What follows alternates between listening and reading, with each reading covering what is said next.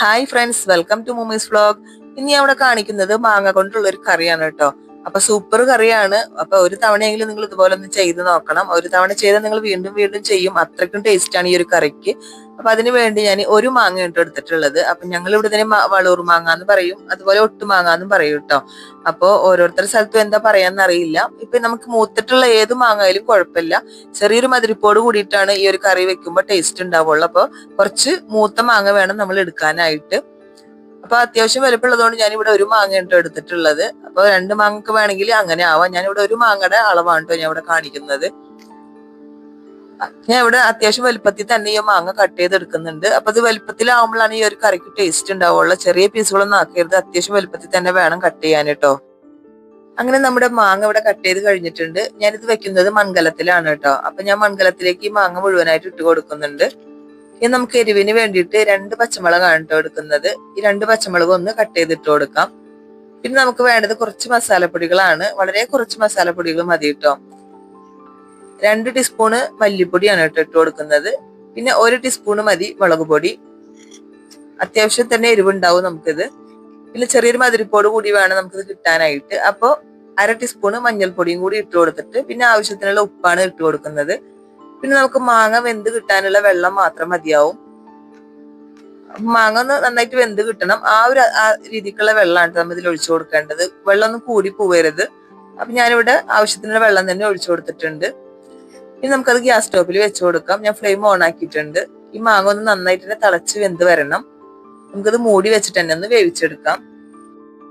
അപ്പൊ മാങ്ങ അവിടെ ഇരുന്ന് തിളച്ച് വരട്ടെ. അപ്പോഴേക്കും നമുക്കിവിടെ ഒരു ചട്ടി വെച്ച് കൊടുത്തിട്ടുണ്ട്. അതിലേക്ക് ഞാൻ 1/4 ടീസ്പൂണ് ഉലുവയാണ് ഇട്ട് കൊടുത്തിട്ടുള്ളത്. 1/4 ടീസ്പൂൺ കടുകും ഇട്ട് കൊടുത്തിട്ടുണ്ട്.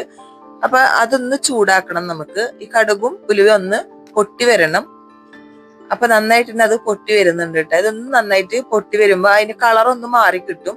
ആ ഒരു സമയത്ത് നമുക്ക് ഫ്ലെയിം ഓഫ് ചെയ്യാം. അപ്പൊ ലോ ഫ്ലെയിമിൽ വെച്ചിട്ട് ചെയ്താൽ മതി, അല്ലെങ്കിൽ കടുക് പെട്ടെന്ന് കരിഞ്ഞു പോകും. ഉലുവായാലും പെട്ടെന്ന് കരിഞ്ഞു പോകും. അപ്പൊ ലോ ഫ്ലെയിമിൽ വെച്ചിട്ട് വേണം നമ്മത് ചെയ്യാനായിട്ട്.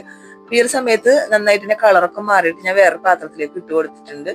ഇതൊന്ന് നമുക്ക് പൊടിച്ചെടുക്കണം. നന്നായിട്ട് തന്നെ പൊടിച്ചെടുക്കണം കേട്ടോ. അപ്പൊ മിക്സിയുടെ ചെറിയ ജാറിലിട്ട് ഞാനൊന്ന് പൊടിച്ചെടുത്തിട്ടുണ്ട്. ഇതുപോലെ വേണം പൊടിച്ച് കിട്ടാനായിട്ട്. അപ്പോഴേക്കും നമ്മുടെ മാങ്ങ ഇവിടെ തിളച്ചൊക്കെ വന്നിട്ടുണ്ട്. അപ്പൊ ഞാൻ ഇടക്ക് ഉപ്പുണ്ടോ എന്നൊക്കെ ഒന്ന് ചെക്ക് ചെയ്ത് നോക്കുന്നുണ്ട്. ഉപ്പ് പോരാൻ തോന്നിയപ്പോ ഞാൻ കുറച്ച് ഉപ്പ് ഞാൻ ആഡ് ചെയ്ത് കൊടുക്കുന്നുണ്ട്. മാങ്ങ ഒന്നുകൂടി വെന്ത് കിട്ടാനുണ്ട്. അപ്പൊ നമുക്ക് 2 മിനിറ്റ് കൂടി ഒന്ന് വേവിക്കാം. അങ്ങനെ 2 മിനിറ്റിന് ശേഷം നോക്കിയപ്പോ അത് അത്യാവശ്യം തന്നെ വെന്തിട്ടുണ്ട്. പിന്നെ അതിലെ വെള്ളമൊക്കെ ഒന്ന് വറ്റിയിട്ടുണ്ട് കേട്ടോ. അപ്പൊ അധികം വെള്ളം നമുക്ക് ആവശ്യമില്ല. അപ്പൊ കുറച്ച് വെള്ളമൊക്കെ വറ്റി വന്നിട്ടുണ്ട്. ഈ ഒരു സമയത്ത് നമുക്ക് ഈ കടുകും ഉലുവയും കൂടി പൊടിച്ചത് ഇതിലേക്ക് ഇട്ട് കൊടുക്കാം. എന്നിട്ടൊരു മിനിറ്റ് നമുക്കതൊന്ന് ഫ്ലെയിം ഓൺ ആക്കി തന്നെ വെച്ചു കൊടുക്കണം. ഇതൊന്ന് ഇട്ട് കൊടുത്തതിന് ശേഷം 1 മിനിറ്റ് കൂടി വെച്ചു കൊടുത്താൽ മതി. എന്നിട്ട് നമുക്ക് ഫ്ലെയിം ഓഫ് ആക്കി കൊടുക്കാം. ശേഷം ഞാനൊരു ചട്ടി വെച്ച് കൊടുത്തിട്ട് അതിലേക്ക് 2 ടേബിൾ സ്പൂൺ വെളിച്ചെണ്ണ ഒഴിച്ചു കൊടുത്തിട്ടുള്ളത്. പിന്നെ അതിലേക്ക് 1/2 ടീസ്പൂൺ കടുക് ഇട്ട് കൊടുക്കുന്നുണ്ട്. പിന്നെ കുറച്ച് കറിവേപ്പില കൂടി ഇട്ട് കൊടുക്കാം. ഇനി ഇതൊന്ന് താളിച്ച് അതിലേക്ക് ഒഴിക്കേണ്ടതാണ്. അതിന് വേണ്ടിയിട്ടാണ് ഇത് ചെയ്യുന്നത് കേട്ടോ. കടുകൊന്ന് പൊട്ടി വരുമ്പോൾ ഞാൻ അതിലേക്ക് കുറച്ച് കറിവേപ്പിലയും കൂടി ഇട്ട് കൊടുക്കുന്നുണ്ട് കേട്ടോ. പിന്നെ നമുക്ക് വേണ്ടത് വറ്റൽമുളകാണ്. അപ്പൊ 4 ചെറിയ വറ്റൽമുളകാണ് ഞാൻ എടുത്തിട്ടുള്ളത്. അതൊന്ന് അതില് ഇട്ടിട്ടൊന്ന് മൂപ്പിച്ചെടുക്കണം. ആ വറ്റൽമുളകിന്റെ കളർ ഒന്ന് മാറി വരുമ്പോൾ നമുക്കതൊന്ന് ഫ്ലെയിം ഓഫ് ആയി കൊടുക്കാം.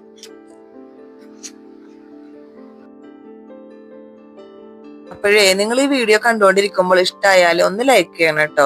അതുപോലെ നിങ്ങളുടെ അഭിപ്രായങ്ങളൊക്കെ ഒന്ന് കമന്റ് ബോക്സിൽ അറിയിക്കണേ.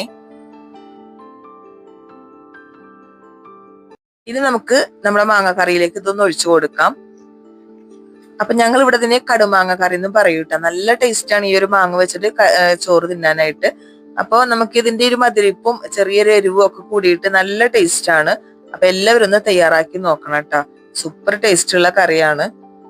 നിങ്ങൾ ഇതുവരെ അത് ചെയ്തിട്ടില്ലെങ്കിൽ ഒരു തവണയെങ്കിലും ഒന്ന് ചെയ്ത് നോക്കണം. കുറച്ച് മൂത്ത മാങ്ങ വേണ്ട നമ്മൾ എടുക്കാനായിട്ട്, അത് മറക്കരുത്.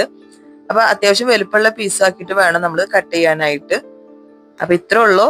വീഡിയോ ഇഷ്ടപ്പെട്ടാൽ ഒന്ന് ലൈക്കും കമന്റും ഒക്കെ ഒന്ന് ചെയ്തേക്കണേ.